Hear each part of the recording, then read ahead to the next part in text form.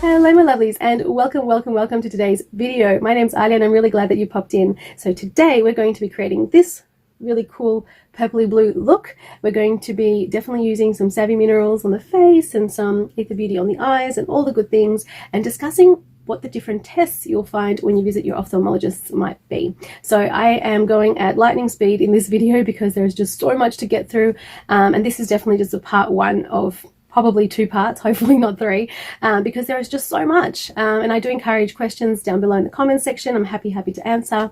And I'm just going to take this moment to remind you guys to use your sunscreen.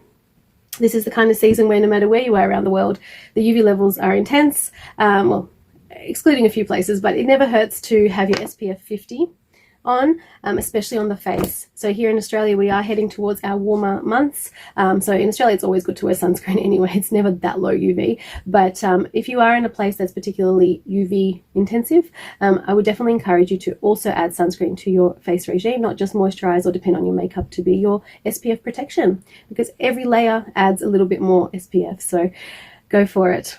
Stick around if you want to hear a little bit about the equipment that your optometrist or orthoptist or ophthalmologist might use. Sorry if I'm going really fast. Like I said before, ask me questions. I'm happy to answer them. And yeah, can't wait to see what you think about this video. Stick around.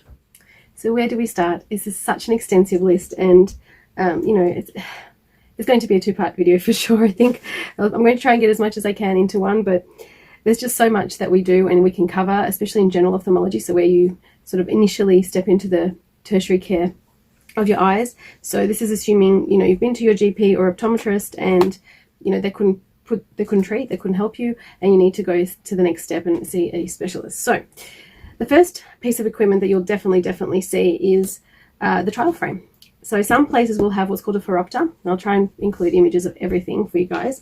A phoropter is basically a trial frame in an automated version, so in a sort of compact version.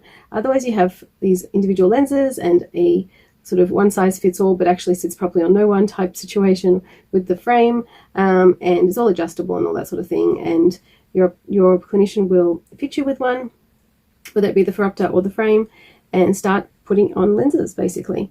And those lenses are in of themselves a whole science. So there's obviously minus and plus, which is your obvious too, but then you've got also cylinders, you've also got prisms in there, you've also got special colored lenses in there for different tests, to do with muscle anomalies and to do with all kinds of things. So it's kind of a box of tricks in a sense, and they all are made to measure, made to fit those trial frames. So basically no matter where you buy your trial frames, you get those lenses sized up for the same thing, and they're all kind of universal. Phoropter will not allow for that. A phoropter will only have your plus minus lenses and cylinders, but what it does is it does make things a little bit faster, and yeah, so it's more of a convenience thing, and optometrists, particularly in Australia, like having them. I haven't actually worked in a place with a phoropter in ophthalmology, so I've just not seen it, but I'm sure that there are places out there that have them. I mean, why not? Everywhere I've worked have had just a loose lenses. It's just more suited to what we do. The other thing that some places will have is an autorefractor. An autorefractor is basically a machine that is going to measure your prescription. It's not going to be accurate because you can't rely on it. Everybody has their preferences, not just their vision. So you've got what your eyes need, and then you've also got what your brain wants. So every time I've ever used an autorefractor, I've then still gone back to my frames and just put in what the autorefractor suggested, and then taken it from there based on the person's responses. There is also an ophthalmoscope and retinoscope, which is like a handheld device. We use it a lot for children, which is basically a autorefractor in itself. It's just a handheld device to measure the eyes using light. So you just put a lens, measure if the light's right, put in another lens, measure if the light's right, and you just keep going until you get a good response with the light. It's also a way to look at the back of the eye and see different anomalies. The back of the eye, so it's a nice little handheld thing as well. So a few little devices to help us along the way, definitely. Next, so we've talked a little bit about the back of the eye. We do a lot of 3D vision screening as orthoptists. That's probably the biggest part of our job, which does differ slightly from your average optometrist. Having said that, most optometrists in Australia are very capable of measuring 3D vision. It's definitely something they should be doing. Just some of them, I guess, don't, but the ones that I deal a lot with definitely do it and do it well. So What it is basically a way to define whether the eyes are working as a pair or whether they're working as two individuals, one at a time. Now, the reality is we do have two individual eyes. They do kind of work in of themselves, but they always pair up. So we get two equal messages to the brain at all times if things are going well. And then the brain has to sort of execute whether it needs both messages or it picks one or it kind of combines the two. And that gives us 3D vision. That combination of two images gives us our 3D vision. So it lets us judge distances properly. It lets us do things like catch a ball properly. It tells us about how near and far things are. So whether one building is in front of the other or it's next to it at a distance. But it also helps us keep single vision. So imagine we're getting two signals to the brain. We could very well be seeing two images. And some people do. They get a thing called diplopia, so double vision. And not double vision as in when I close one eye, it's really blurry and it looks like two. True double vision is when one eye is sending the brain one signal, the other eye is sending the brain another signal, and the brain just cannot combine them, and therefore it separates them and you get two. In that instance, we do have ways to combat that, of course, but the way to best measure that is with prisms. So prism bar, basically a long line of lenses, and there's different methods in which to apply it, to use it, and to measure those muscle anomalies. We also have special light screening, special lenses that we can put on, a test called Westfall lights, which is really, really useful in this scenario. Many different ways, but basically you've got the most useful part is that prism, because at the end of the day you need to know how big that double vision is. Some places will have loose prisms, so the same as the bar, but just in little individual prisms, which is a lot more fiddly and time consuming for the clinician, so that's why most of us do opt to have it all in one bar. The other thing is we would often test near vision and distance vision. So even if we know you can read and that's not your complaint, we'll often just test it anyway, just to make sure that what you think is good and what we think is good kind of concur. So that's one big thing. Distance vision is the main thing we test though, because I guess at the end of the day we need to make sure that you can drive a car, that you're seeing things properly, and whatever the distance vision measurement gives us, that will very much indicate and tell us a lot about all the rest of your types of vision. So what you see at infinity or 6 meters or 20 feet will also indicate to us a lot about what you see up close and in between. You might get a color vision test. So a color vision test is primarily used for some neurological screening. Very, very convenient to have a color vision test, because sometimes the color vision is diminished if the nerve is under some sort of threat in the eye. So a lot of specialists will opt to have a color vision screening, not necessarily a test per se, but just a screening. And sometimes it's a really important factor of whatever disease you have, or whatever type of license you're trying to get. So you might find yourself doing a really involved color screening. We also do a brightness saturation and a color saturation test. It's very simple. It's basically comparing how one eye sees color to the other and comparing how one eye sees light to the other. Also tells us a lot about the state of the nerve. Very, very useful thing to get. Very, very simple to do, so we just do it. Sometimes it tells us a lot, sometimes it tells us nothing, but it's just a good little thing in the arsenal. So I'm talking about pen torch when I talk about brightness. So a very, very bright tool, a bright little torch that looks like a little pen, but it's just like a little LED light usually, typically. And what that does is so much. It allows us to check the pupil reflections. It allows us to check for brightness. It allows us to check for the depth of the front of the eye, so glaucoma related tests. It allows us to test the muscles and to follow the muscles around. It's such a worthwhile piece of equipment, to the point where I actually use the torch at the back of my phone for a lot of things. It's a little bit brighter than your average pen torch, and it's definitely more diffuse, so it kind of covers more area, and I get such fantastic photos of my phone as well. And then the convenience of doing it on your phone, of course, is that whatever you get gets sent straight onto the patient's file, so you've got that flexibility too. So I'm going to include mobile phone, especially a smartphone, is definitely an important tool in the ophthalmic setting for sure. Okay, had to take a deep breath and finish that eye look, which I've just added a bit of navy liner and a little bit of turquoise underneath, and just smoked it out into the corner, so just a little bit more fluidy sort of thing, no harsh lines there. So just smoked it back into that really, really pretty eyeshadow, of course using my Ether Beauty as always. So yeah, as we get on with this look with some Savvy Minerals, we'll keep talking about it. So last thing I mentioned was phone and light and the importance of all of that in testing environment, but it's more than that. So when we test the nerve, it's very important to kind of switch off, in a sense, the central vision. And there's no real way to do that, at least not safely. But realistically, there's no sort of good way to distract the central vision. So what we have is a device called a Goldman field test, which is made by a company called Zeiss. Most of you around the world have heard of Zeiss. They make all kinds of lenses for cameras, for glasses, for anything, telescopes, you know. So German brand, been around forever. And they have this really fantastic software there called the CETA software, which I'll write down what that means below. And that allows for a very successful distraction of the central vision just using a plain light, same as I was talking about before, little yellow light, and it tests the threshold of the nerve, of the sort of on-off vision, the black and white, if you like, vision of the periphery, which is purely nerve-related vision. And that tells us a lot about so much. It tells us about glaucoma for sure. It tells us about neurological disorders. It tells us about thyroid and anything that can be sort of dangerous or threatening to the nerve. Anything that can squash it, that can change it, that can alter it, that can whatever. It also does a really cool test called the Esterman test, which is really good for prediction for driving and things like that. You know, it definitely helps us determine whether somebody is safe to continue driving. It can actually tell us a lot about binocular vision too in that regard. Once we're talking about field tests in the nerve, we also have to talk about glaucoma testing. So we've got a very important thing called pachymetry, which tests the corneal thickness. Very important, because all tests that measure pressure in the eye use the corneal response, or the corneal thickness will affect that. The way we test it is a process called tonometry.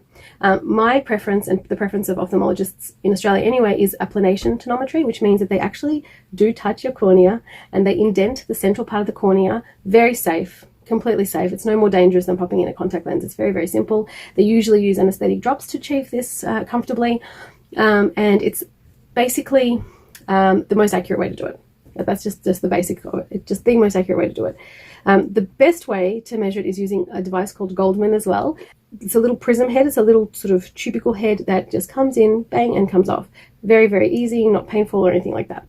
You do need to use a little bit of colorful dye to achieve that though, because the light that shines through that prism head is blue. So we use a yellow dye to contrast that. The other version of the Goldman is the Perkins, which is basically a Goldman just handheld. And that's what I use in my clinical practice. It's my favorite basically piece of equipment. It's so accurate. It's just so bang on. It's just repeatable. You know, you just, every single time, you know that you can rely on your device. So I love it for that. There are other devices out there. They're in anyone that's got a family history, because I think it's important. Yeah.